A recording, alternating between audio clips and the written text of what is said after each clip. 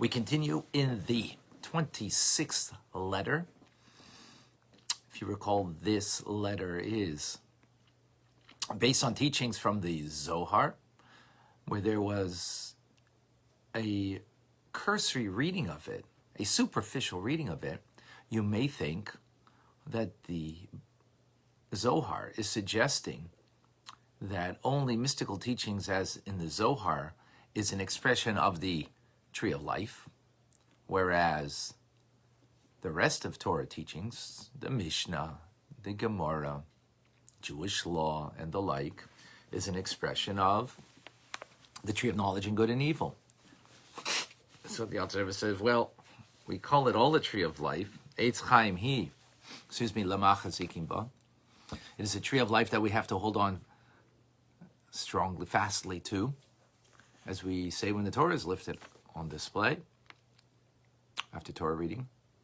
And all of the Torah is a tree of life, of complete holiness, and not an admixture of good and evil. And the Alter Rebbe went through various arguments in the last two classes that we had, and now he goes on to explain, what does the Zohar indeed mean? What does it mean when he uses the expression of that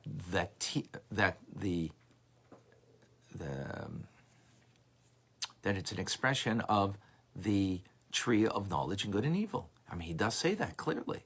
So the Alter Rebbe says, well, we have to be exacting in the words. And if you look at the words, the Reb Shimon Bar Yochai does not call it Torah's Isser V'Heter or Hilchas Isser V'Heter. In other words, it's not the teachings of prohibition and permission, or the laws of prohibition and permission. In other words, when he's speaking about the reference of the tree of knowledge of good and evil, meaning there's an admixture of good and evil, it's not about the teachings, it's not about the law, it's about the subject that is being discussed. The subject that's being discussed, whether it's prohibited or permitted, that is an expression of the tree of knowledge in good and evil. So if there's a discussion about something, food, that food that is in discussion, whether it's prohibited to eat, because maybe, the Alter Rebbe doesn't say this, but give an example, maybe it was not tithed, for example. So it's prohibited, or maybe it's permissible. So it's in reference to the subject matter, that it is being vitalized by good and evil, by klipas noiga. But the teachings itself is, in fact, holiness. It itself is the oral Torah, the Mishnah, the Braisos, the Gemara, which is of the Shekhinah, divine presence, Malchus of Atzilus, which is the Word of God, and the Word of God in creative force, and it's also the Word of God in a deeper manner, the Word of God, that it is the oral teachings. And it is bound up in one with God. Absolutely. Absolutely bound up in one with God. Now, what does that mean? So let's back up for a moment about the object that is being discussed. That object, for example, as something we've learned previously, any food that is kosher is still vitalized by klipas noiga, because it depends on our intent on how we eat that food. If we eat that food to give us strength, eat that food in order to serve God, that's the intent. So then we take away the negative force that's there, we take the good that's there, and we elevate it. on Shabbos, where it's a mitzvah to have pleasure. So then, even if you're eating with the pleasure of the food for the sake of Shabbos, then it's also elevated. You don't have to have the same intent that it is to serve God, because there's a mitzvah to have pleasure in your food on Shabbos. Whereas if you overeat, which, happens to the best of us, happens to me that on Shabbos, I end up eating too much. So during the week, that would be questionable, because there you have to have specific intent in order to make that which is permitted. Permitted in Hebrew means mutar. Mutar means that it is not bound to extraneous negative forces, and you could uplift it through your intent. Likewise on Shabbos, you don't need the intent, because Shabbos itself is the holiness that it's being used for that purpose. So then, if you overate and enjoy the food for this, for enjoying your Shabbos, so then it's elevated. Whereas if you eat just for your palate, so then what you're doing is taking that which is it's bound to negative and extraneous forces. And that's what it means, that it is not permissible, that it is prohibited. In Hebrew, asur means bound to extraneous negative forces. But that's only in reference to the food or the object or the something that we're using in our lives in the service of God.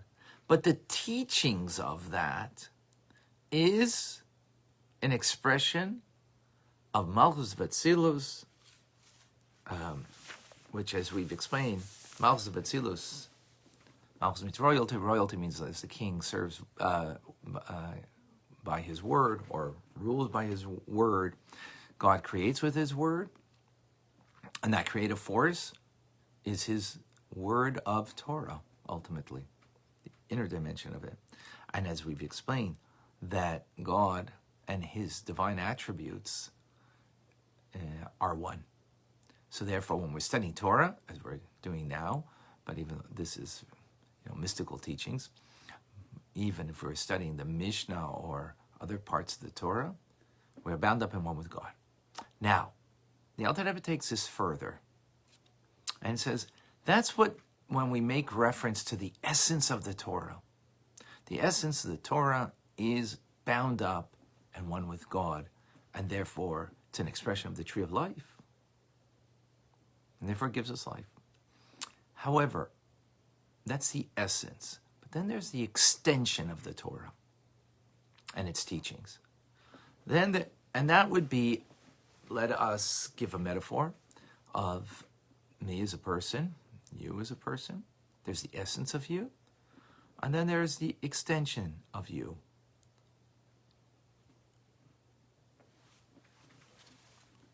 Ooh, broadcast interrupted. That's not good.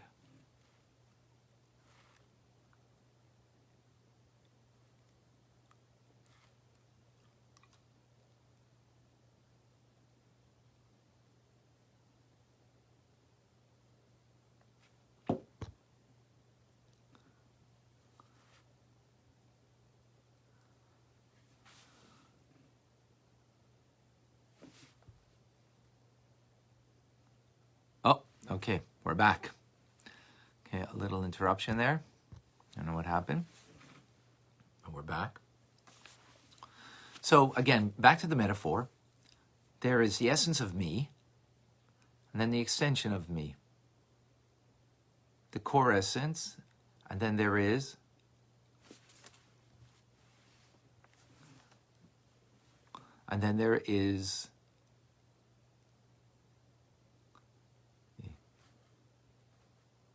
is it working?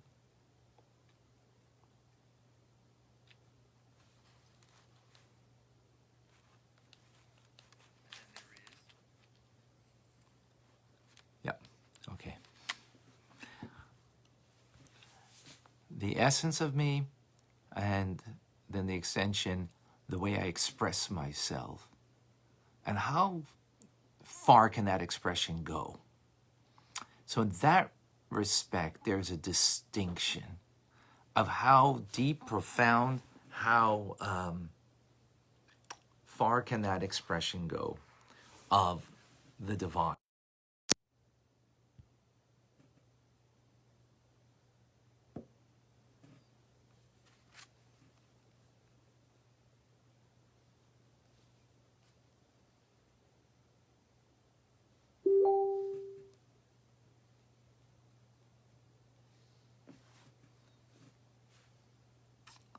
Sorry, folks, I don't know what happened.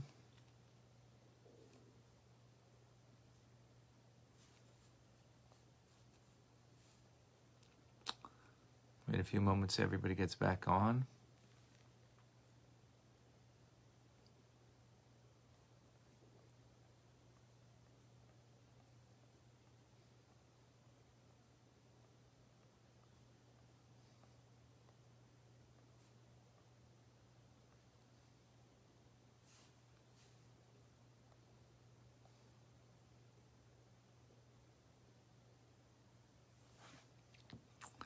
No idea what happened there. Everybody hearing me okay?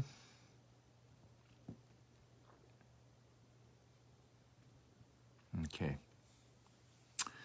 All right. So let us recap. The essence of Torah is one with the essence of God. As Malchus of Atzilus is the light in the vessel of Malchus of Atzilus is one with the Ein Sof, with the limitlessness of God.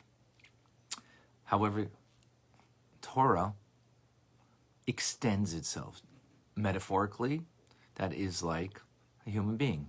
There's the essence of a human being, and then there's the extension of the human being.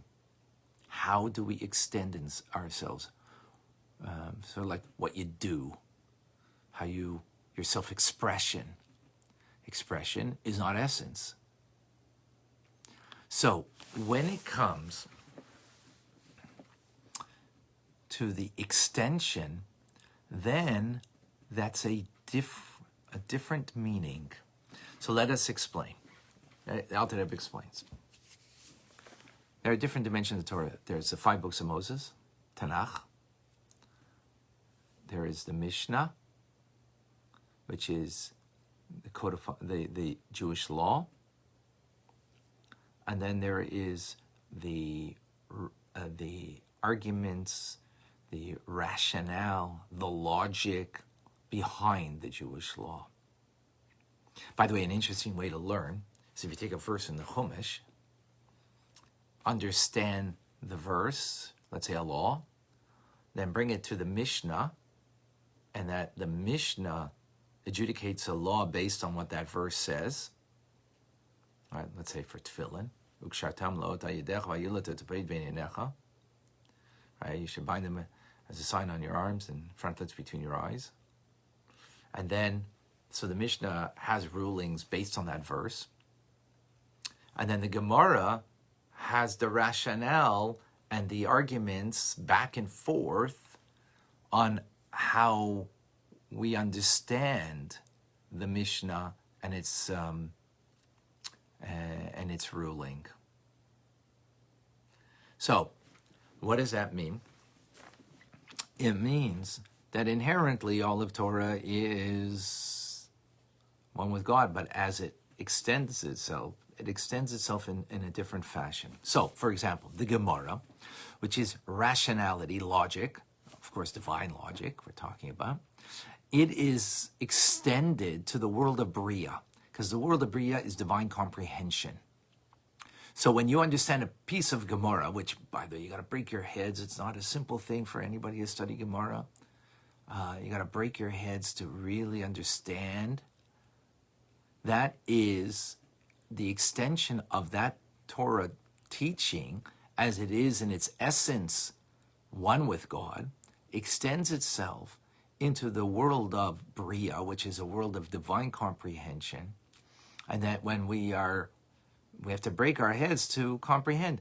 And in that sense, it's already, there's a so to speak, a klipa there that I have to break in order that I can get that understanding. Furthermore, the Mishnah extends itself further to the world of Yetzirah. The world of Yetzirah, world of formation, is the world of divine emotion. Divine emotion. What does that mean? It means emotions, two basic emotions are love and fear. Love is to embrace something. Fear is to push away something.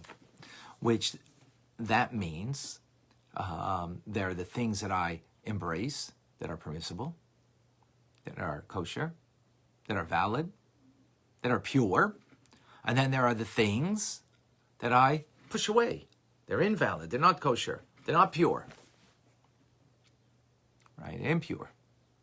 And that is what emotion, the basic idea of emotions are, in their expression, at least, of embracing or pushing away.